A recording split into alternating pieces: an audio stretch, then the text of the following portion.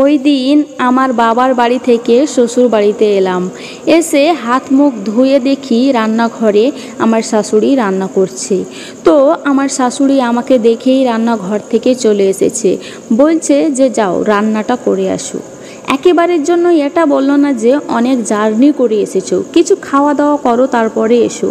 তারপরে আমি নিজেই রান্নাঘরে রান্না করতে চলে গেলাম। অপরদিকে এর পরের দিনই আমার ননদ এসেছে তার বাপের বাড়িতে। ননদ আসা মাত্রই আমার শাশুড়ি মা বলছেন, মারে অনেক জার্নি করে এসেছিস, হাত মুখ ধুয়ে আগে কিছু খেয়ে নে। আমার কষ্টটা হচ্ছে এটাই যে একটা মেয়ে তার শ্বশুর বাড়িতে কিংবা বাপের বাড়িতে আসুক, প্রত্যেকটা মায়ে চায় একটা মেয়ে যেন ভালো থাকে, সুখে থাকে। নিজের মেয়ে মেয়ে, আর ছেলের বউ বুঝি মেয়ে না। নিজের মেয়ের প্রতি এতটা খেয়াল রাখতে পারেন, আর শ্বশুর বাড়ি থেকে একটা মেয়ে আসলে তাকে যে কষ্ট পেয়ে আসতে হয়, সেই কষ্টটা কোনো শাশুড়িরা বোঝে না। তো নিজের মেয়ে যখন জার্নি করে বাপের বাড়িতে এসেছে, সেটা জার্নি মনে হচ্ছে। আর একটা ছেলের বউ যে 5-6 ঘন্টা শুধু জার্নি করে আসবে, সেটা জার্নি মনে হয় না। একবার তো বলতে পারতেন যে কিছু খাওয়া দাওয়া করো, তারপরে তুমি রান্নাঘরে আসো। সেটা করলে তো মনটাকে বোঝানো যেত। কিন্তু নিজের মেয়ে 1 ঘন্টা জার্নি করে এসেছে আর বলছে অনেক জার্নি করে এসেছো, অনেক কষ্ট হয়েছে, আগে কিছু খেয়ে নে তারপরে কথা বল। আসলে আমাদের প্রত্যেকটা ফ্যামিলিতে, প্রত্যেকটা অধিকাংশ ফ্যামিলিতে এরকম ধরনের পরিবার আছে, কিন্তু ওই পরিবারের ছেলের বউদের প্রাধান্য খুব কম দেওয়া হয়। কেন রে ভাই? একটা ছেলের বউ একটা শ্বশুর বাড়িতে আসে কী আশা নিয়ে? শ্বশুরবাড়ির ভালোবাসা পাবো, তাদের সাথে সুন্দরভাবে সংসার করব, তার স্বামী তার মন বুঝবো, এটা নিয়েই তো আসে।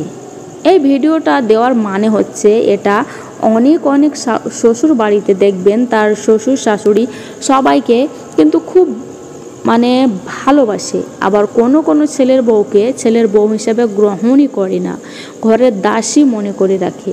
তাই বলি, আপনারা কেন এই ধরনের মন মানসিকতা নিয়ে চলেন? প্লিজ এই মন মানসিকতা থেকে বেরিয়ে আসুন। ছেলের বউটাকে একটু সুযোগ দেন, দেখবেন আপনাদের সবাইকে মাথায় করে রাখবে। প্রত্যেকটা ছেলের বউয়ের চাই খুব সুন্দরভাবে নিজের স্বাধীনতা নিয়ে বাঁচতে। একটা স্বাধীনতা একটা মেয়েকে অনেক কিছু শেখায়। স্বাধীনতা পেলে একটা মেয়ে অনেক কিছু করতে পারে। নিজের স্বাধীনতা ছাড়া কোনো কিছুতেই কোনো মানুষ চলতে পারে না। সবাইকে আমি একটা কথাই বলবো, শ্বশুর বাড়ি হোক বাপের বাড়ি হোক, একটা মেয়েকে স্বাধীনতা দেওয়া উচিত। কিন্তু একটা মেয়ে নিয়মের বাইরে কখনো যাবে না। একটা মেয়েকে ভালোবেসে দেখুন, একটা মেয়ে শ্বশুর বাড়িতে তার স্বামী, স্ত্রী, শ্বশুর শাশুড়ি যথাসাধ্য চেষ্টা করে প্রত্যেকটা সময় তাদের খুশি রাখতে, প্রত্যেকটা সময় তাদেরকে ভালো রান্না করে খাওয়ানোর চেষ্টা করে, কিন্তু পারে না। ওই যে শ্বশুর শাশুড়ি স্বামী এই ধরনের মন মানসিকতা না। একটা মেয়ের পাশে স্বামী যদি তার পাশে না থাকে, স্বামী যদি তার মনটা না বোঝে, তাহলে একটা মেয়ে কখনো ভিড়ে উঠতে পারে না। সেটাই মূল উদ্দেশ্য হচ্ছে একটা মেয়ের হাজবেন্ড পাশে থাকলে সব কিছুই সম্ভব। তো আমি জার্নি করে আমার বাপের বাড়ি থেকে শ্বশুর বাড়িতে আসতে যদি আমার হাজব্যান্ড বলতো আগে রেস্ট করো, তাহলে কিন্তু আমার শ্বশুর শাশুড়ি বলতে পারতো না আগে রান্নাঘরে রান্না করতে যাও।